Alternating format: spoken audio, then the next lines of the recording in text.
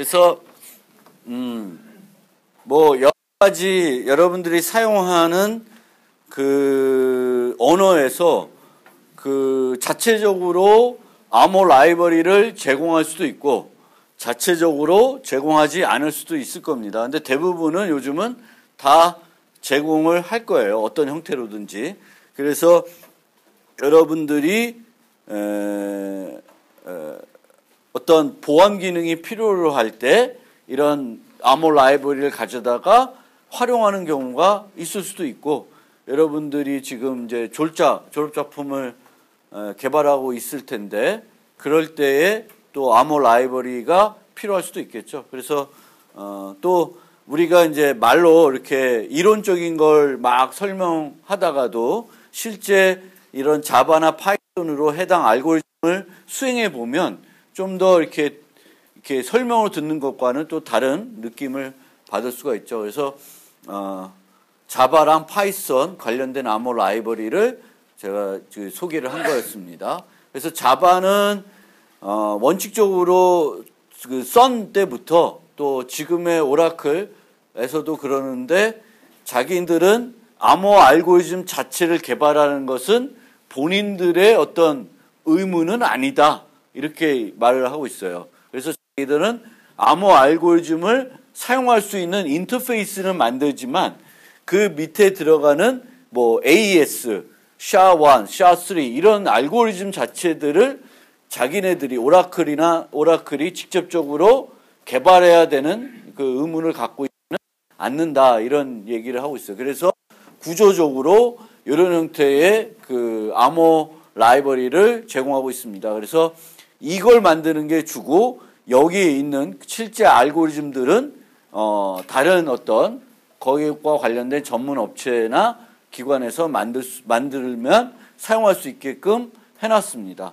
그래도 이제 기본적인 것들은 오라클에서 이제 만들어서 제공을 하고 있는데, 어떤 그 다른 전문적인 암호 라이브러리에 비해서는 최신화가 조금 느린 그런 것 같아요. 그래서 이제 자바의 기본 라이브러리에 없는 어떤 알고리즘들을 사용하고 싶으면 이제 외부 라이브러리들을 또 추가적으로 설치해서 써야 되겠고, 그것이 이제 지난 이 실습에서 해봤던 바운시 캐슬, 제가 봤던 것 중에 바운시 캐슬을 이제 있고, 이 바운시 캐슬은 계속적으로 이제 업데이트를 하고 있는 것 같아요. 그래서 최신 알고리즘들이나 이런 것들이 이제 잘 구현이 되고 있습니다. 그래서 이 바운시 캐슬은 자바 버전도 있고 C# 버전도 있으니까, 혹시 C# 이제 많이 쓰시는 분이 있으면 이제 바운시 캐슬 라이브러리를, 아마 C#에도 .NET 암호 라이브러리가 있을 거예요. 그래서 거긴 어떻게 됐는지 제가 정확히 모르지만 이제 그렇게 되어 있고, 이제 이런 라이브러리들을 우리가 또 내 환경에 추가해서 사용하는 것들도 한번 이렇게 해봐야지, 이제 회사나 이런 기업에 가면 또 여러 가지 라이브러리들을 이제 써서 개발을 하겠죠. 그래서 그런 것들 바운시 캐슬이 있고, 크게는 이제 요 클래스들을 활용하면 되는 거죠. 우리가 해시함수 쓰고 싶다 그러면 메시지 다이제스트, 암복화 알고리즘 쓰고 싶다 그러면 사이퍼, 전자소매이면 시그너처, 의사난수이면 시큐어 랜덤, 맥이면 맥, 이런 것들을 가지고 이제 쓰면 되겠고, 기본적으로는 get instance라고 하는 팩토리 메소드를 불러가지고 내가 어떤 알고리즘을 쓰고 싶다를 이제 지정해 주면 되고, 그게 AES 있을 수 있고, AES 같은 경우에는 그냥 알고리즘만 말하면 안 되고 어떤 모드 또 어떤 패딩 쓸지를 다 지정해 주면 거기에 맞게끔 이제 객체를 생성해 주고, 그럼 그 객체를 받아서 init하고 그다음에 뭐 update to final 그런 형태가 돼요. 대부분이 update to final 또는 뭐 맥이나 이런 시그니처 같은 경우에 조금 그 마지막 함수 이름이 달라지겠죠. 그런 거고, 이제 이런 것들을 쓰기 위해서는 암호키가 필요할 수 있는데, 그런 암호키들을 생성할 때는 이제 이런 걸 쓰고, 얘네들도 getInstance라는 걸 통해서 어떤 알고리즘에 필요한 키를 생성할지를 이제 지정을 해줘야 되겠죠. 그래서 그런 형태로 이제 쓰시면 됩니다. 그래서 update, digest 이제 해시함수의 경우에는 getInstance, update, digest 이렇게 형태로 되어 있고요.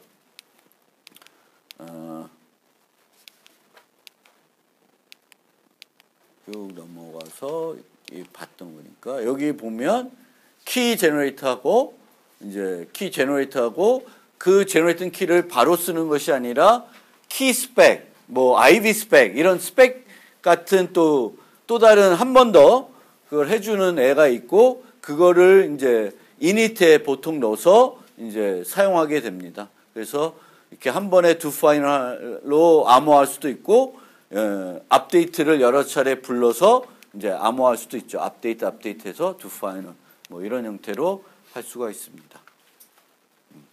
뭐 그런 거 보고 이제 모드고요. IV 값은 이제 내가 직접 만들어서 줄 수도 있고 안 만들면 그 이닛에서 자동적으로 만들어 줍니다. 근데 여기서 주의할 점은 그 생성할 때는 뭐 자동적으로 해주지만 복구할 때는 내가 IB를 제공해 줘야 돼요. 그러려면은 내가 그 IB를 어떻게든 받아와야 되겠죠. 그래서 IB까지 같이 줘야 됩니다. 그래서 여러분들이 제가 드린 코드는 다 그 하나의 메인에서 암호화와 복구화가 돼버리죠.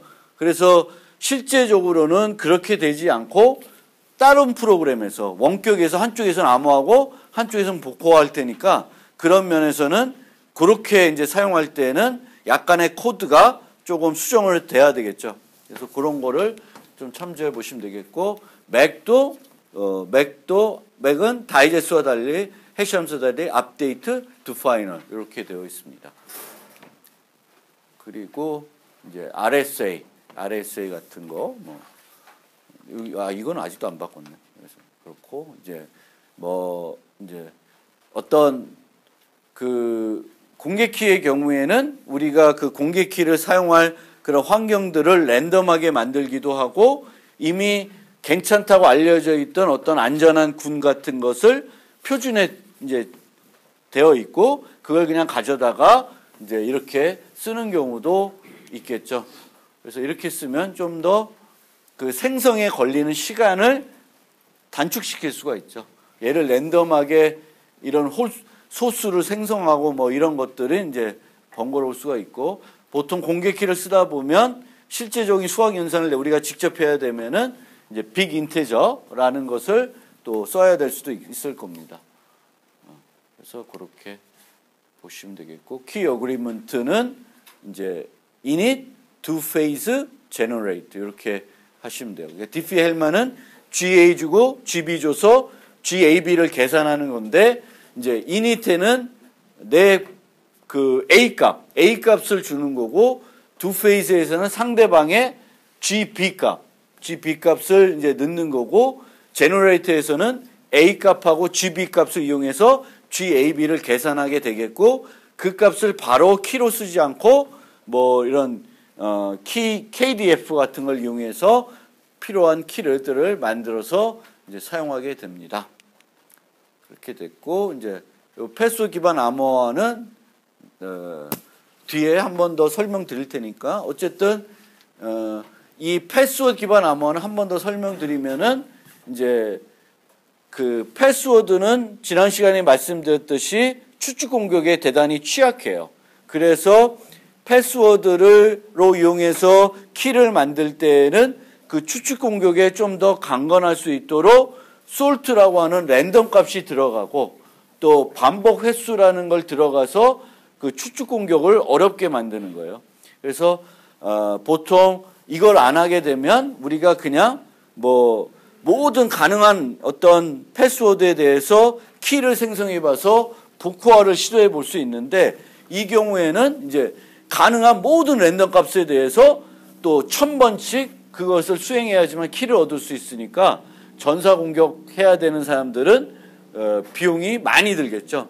그런데 이렇게 암호하고 나서 다시 복구화를 하려고 그러면 그 키를 패스워드만 가지고는 못 만드는 거예요. 뭐가 필요하냐면은 이 키를 만들 때 썼던 솔트랑 반복 횟수를 알아야 되는 거예요. 그래서 보통 이 솔트랑 반복 횟수는 요 암호문하고 같이 저장이 된다.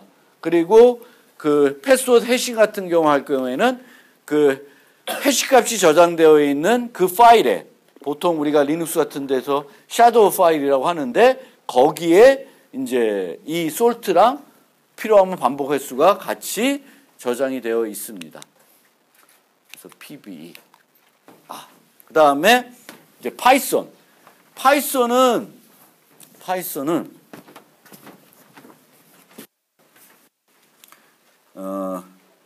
제 생각에는 파이썬이라는 언어가 한번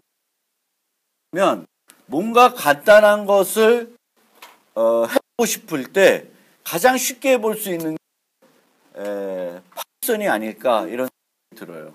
그러니까 다른 언어들은 뭐 아이디 띄우고 뭐 해서 좀 복잡할 수가 있는데 파이썬은 스크립트이기 때문에 간단하게 코딩을 금방금방 해가지고 뭔가를 해볼 수 있는 그런 거에 이제 편리하고 제가 연구년 때 파이썬을 조금 공부해 봤는데 그 백엔드 그 웹에서 백엔드 개발할 때도 파이썬 쓰는 게 되게 편해요. 물론 우리나라는 아직까지 그 백엔드를 파이썬 언어로 잘 안 만들고 있는 것 같아요. 왜냐하면 내가 그렇게 공부해가지고 파이썬으로 이렇게 웹서버 백엔드를 만들었는데 그거를 디플로이 해보려고 하니까 우리나라에서는 그 웹서버들을 이렇게 해주는 서비스 해주는 데가 있죠. 그런 데는 주로 다 아파치나 아니면 PHP 뭐 이런 방식으로 돼 있어서 파이썬으로 개발된 백엔드를 이렇게 디플로이 해주는 그 서버들이 별로 없더라고요. 근데 미국 같은 해외 가면은 공짜로 해주는 데가 되게 많더라고요. 그래서 파이썬 코드를 올리면 웹서버가 구동이 되는 거죠. DB랑 같이. 그래서 파이썬도 여러분들이 좀 알아두시면 좋을 거고 우리가 현재로는 여러분 때 스크립트 배웠나? 지나갔나? 아니면 여러분 1학년부터 있었나? 그래서 스크립트 언어라는 거를 스크립트 프로그램이라는 과목을 새로 만들어서 이제 거기서 이제 파이썬 교육을 2학년 때 이제 하고 있긴 있습니다. 그래서 파이썬에 보면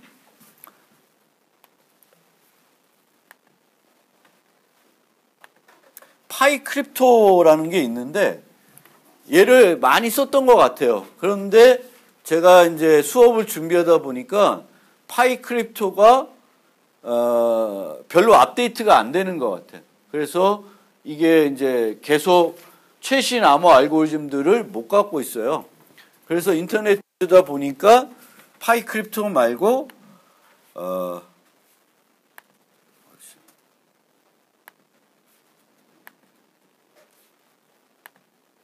갑자기 네트워크 이상해졌다.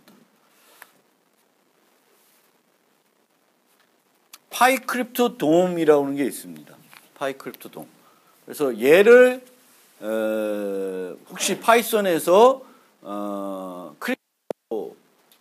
크립토 라이브러리를 활용하고 싶은 사람이 있으면 이 파이크립토 돔을 사용하시면 좋을 것 같습니다. 왜냐하면 얘는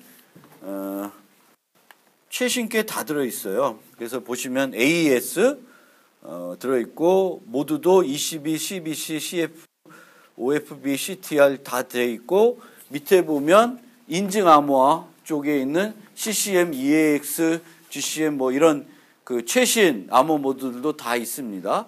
그 다음에 스트림 사이퍼도 최신 표준인 살사 20도 있고 그 해시 함수 보면 SHA-1, SHA-2, SHA-3도 다 돼 있어요.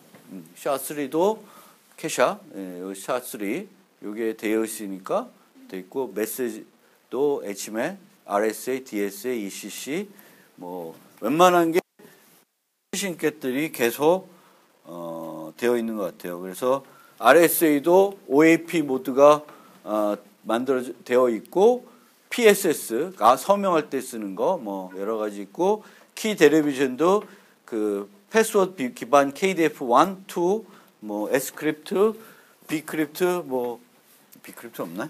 HKDF 뭐 여러 가지들이 이제 최신 것들이 다 들어와 있어요. 그래서 얘네들을 쓰시면 좋을 것 같고, 설치는 pip인데요. 그냥 pip install. 파이썬을 써보신 분들은 이제 패키지 추가할 때 pip이라고 하는 걸 쓰시면 되니까 pip 해서 install 크립토돔 하면 싹 설치가 됩니다. 그러면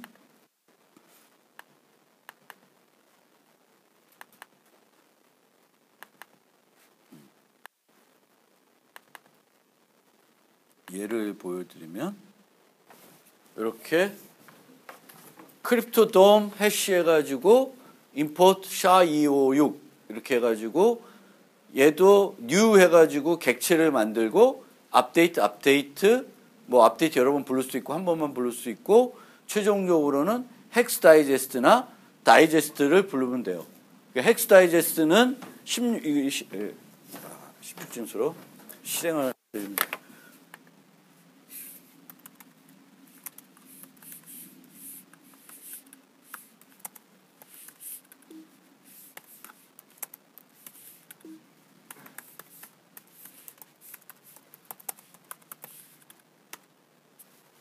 이런 식으로 헥스 다이제스트를 하면은 요 문자열을 줍니다. 이렇게. 그리고 그냥 그 다이제스트를 부르면 이제 바이트 어레이를 주겠죠. 그래서 뭐 사용하는 방법은 그 자바에서 했던 방법하고 크게 다르지 않아요. get instance 하는데 여기는 좀 이렇게 임포트를 하고 그거를 뉴하고 업데이트하는 거, 그 정도 차이이고요. 맥도 보면 해시에 보면 hmac, SHA-1, SHA 이렇게 있습니다. 그래서 여기에 보시면 키를 이렇게 요 길이만큼 랜덤하게, 요 랜덤은 크립토돔에 있는 그 암호에 쓰기에 적합한 그런 난수 날생기고요. 그래서 hmac new 키에서 SHA-1 기반으로 SHA-1 hmac을 쓰겠다. SHA-256 뭐 hmac을 쓰겠다. 그래서 이렇게 하고 헥스 다이제스트 또는 여기에 이제 입력을 주지 않고 업데이트를 부른 다음에 헥스 다이제스트를 불러서 쓸 수 있고, 맥에는 verify라는 함수도 있습니다. 그러니까 비슷한 거지. 뭐 자바에 썼던 거나 라이브러리만 인클루드 되면 이제 되고요. 그다음에 AS는 이제 뭐 이렇게 AS는 랜덤 해가지고 이제 키 IB 만들고 여기다가 사이퍼에 뉴에서 키랑 모드랑 IB 값 주고요. 요런 텍스트가 있으면 여기 보면 이제 패딩을 내가 직접 이런 패딩 함수를 불러서 패딩을 하고 그 다음에 인크립트 부르면 되고요. 그래서 그거를 다시 복구할 때는 이제 디크립트 부르면 되고, 디크립트에서 나온 거는 패딩된 그런 걸 테니까 언패드 하시면 됩니다. 그래서 요거를 AS 텍스트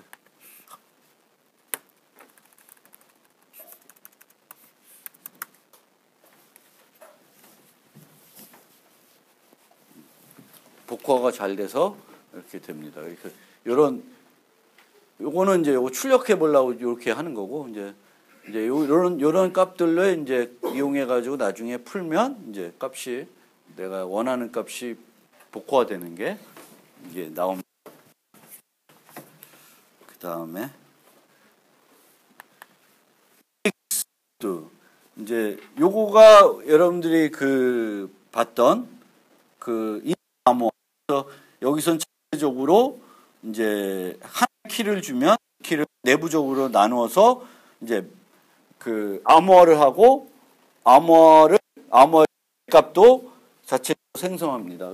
여기 보시면 encrypt and digest 하니까 요 결과로서 이제 암호문하고 맥 값을 같이 받는 거예요. 그래서 요 EX 모드가 제가 설명드렸던 이제 암호한 다음에 암호 결과 C 값에 대한 맥 값을 계산해서 같이 주는 거죠. 그렇게 되면 비밀성과 무결성을 동시에 보장할 수가 있고, 보통 우리가 쓰는 CBC 모드나 CTR 모드가 그 NM 특성을 만족하지 못하기 때문에 조작할 수 있는, 그 비밀성이 노출되지는 않더라도 조작될 수 있는 그런 여지가 있기 때문에 그걸 막기 위해서 이제 EAX라는 모드를 쓸 수 있고, 요거 말고도 보시면 뭐 GCM이나 뭐 여러 가지 관련 모드, 그 인증 암호화를 하는 모드가 있습니다.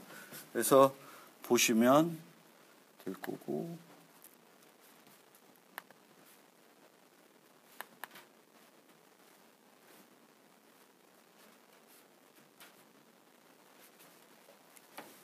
여기도 RSA를 하는데 PKCS OAP 패딩을 해서 이제 사이퍼를 만들면 이제 요걸로 이제 인크립트 암호화를 하는 거고, 요거는 이제 서명하는 부분이에요. 서명할 때는 PKCS1 PSS를 쓰겠다. 그래서 여기다가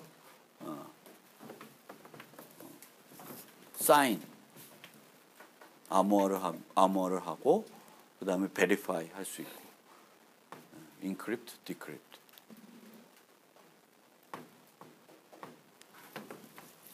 그래서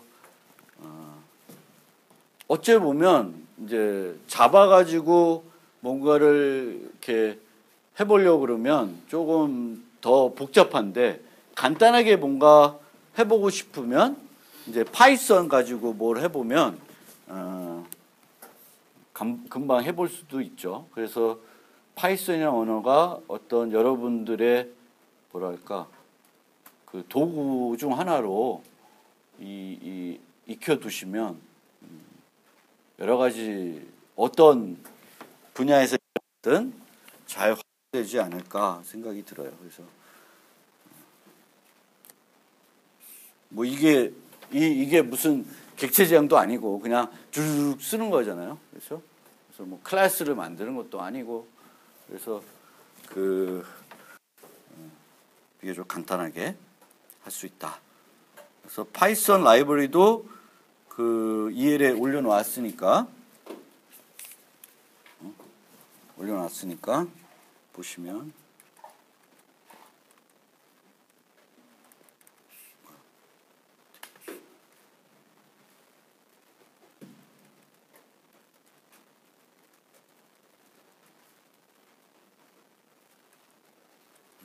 그냥 코드들이니까 보시면 될 것 같습니다. 그래서 파이크립토돔, 파이썬은 파이크립토돔 가지고 해보시면 될 것 같습니다. 그래서 암호 라이브러리는 이제 요걸로